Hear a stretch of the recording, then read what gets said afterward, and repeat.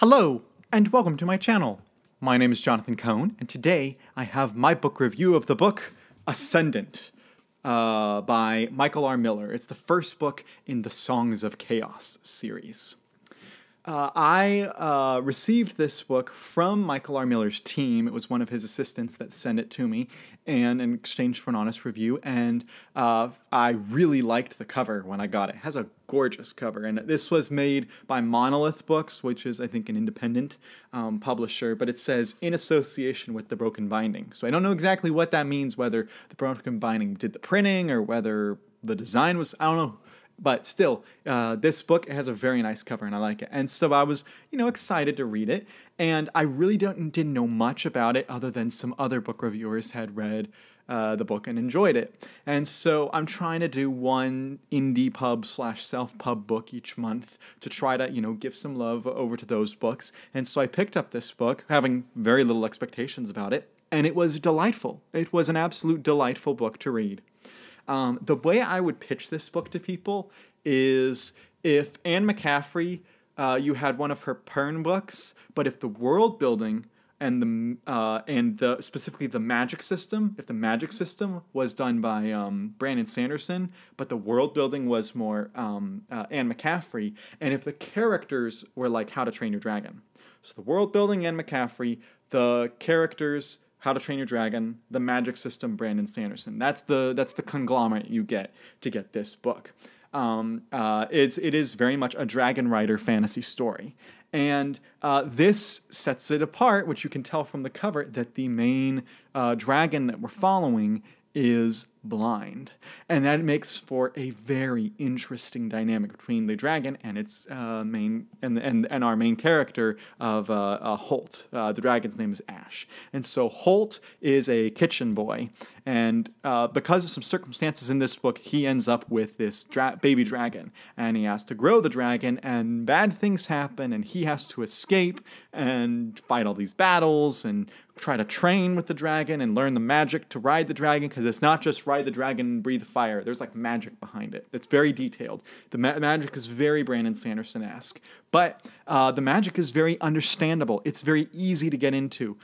Some of it, I was just kind of like, okay, that happened. I'm not really thinking about it, but I at least understood what was happening, when the terms would be used. So I think the book did a good job with that.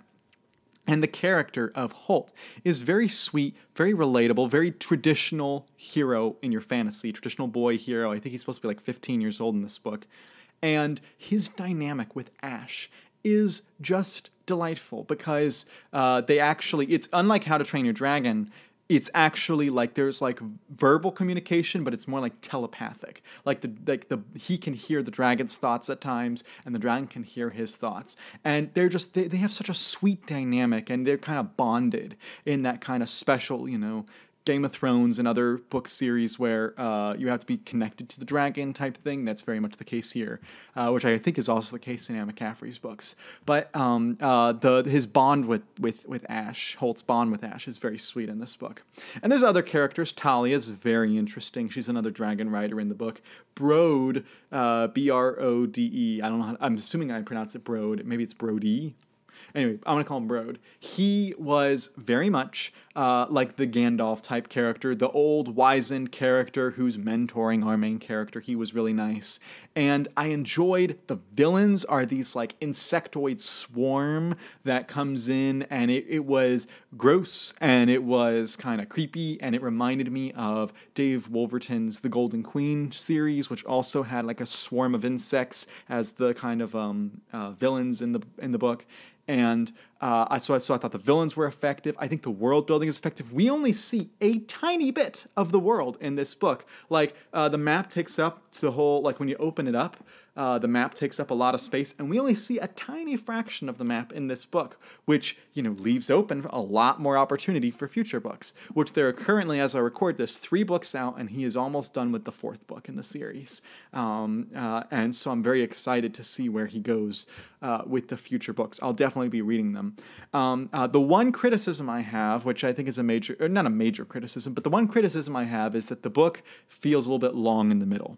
I think that the middle portion of the book, which is the travel portion, and this is a big criticism of a lot of fantasy books, so it's not like this is unique to Michael R. Miller, but the travel portion just takes a little bit too long in the book. And yes, there's a reason that it takes so long, because you're spending the time with Ash and with Holt as they grow their powers and stuff, but the middle took too long. Easily 50 to 100 pages could have easily cut out of the middle, made it flow faster, made it flow and be more exciting and be more action-packed and stuff, and still had the character moments and still had the journey for them.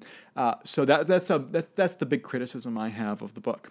Other than that, I thought this book was terrific. I really enjoyed it.